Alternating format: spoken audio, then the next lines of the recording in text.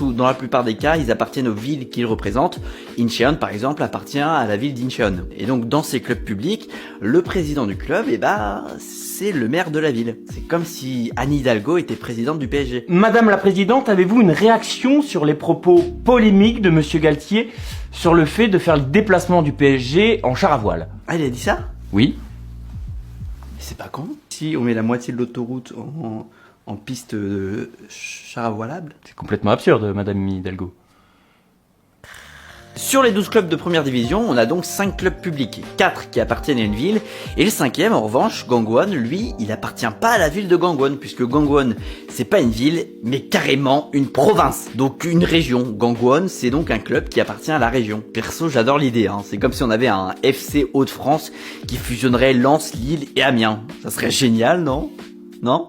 Là où ça devient un petit peu absurde, c'est que comme le club de Gangwon, il appartient à toute une province et qu'il faut représenter tout le monde, alors le club a ses bureaux et son centre d'entraînement dans une ville à l'est de la province, mais joue ses matchs à domicile dans une ville à l'ouest de la province. Et donc à chaque match à domicile, les gars doivent faire 2 heures de bus. Bon les gars, compo du jour.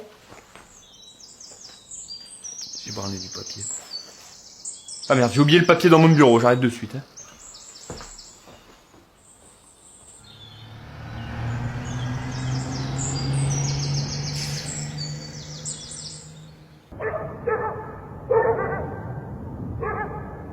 Bon, voilà pour la parenthèse du club de Gangwon. Maintenant, plus globalement, ce qui est intéressant aussi avec les clubs publics, c'est que, par définition, c'est des clubs qui ont moins d'argent que les clubs privés parce qu'ils reposent en grande partie sur des subventions de la ville. Et évidemment, la ville a autre chose à foutre que de mettre des millions dans un club de foot. Chez nous, on a préféré investir dans le club de la ville plutôt que dans les hôpitaux.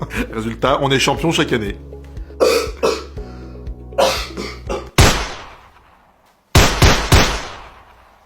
Oui, enfin, faut pas encombrer les hôpitaux non plus. Covid, tout ça, on sait ce qui s'est passé.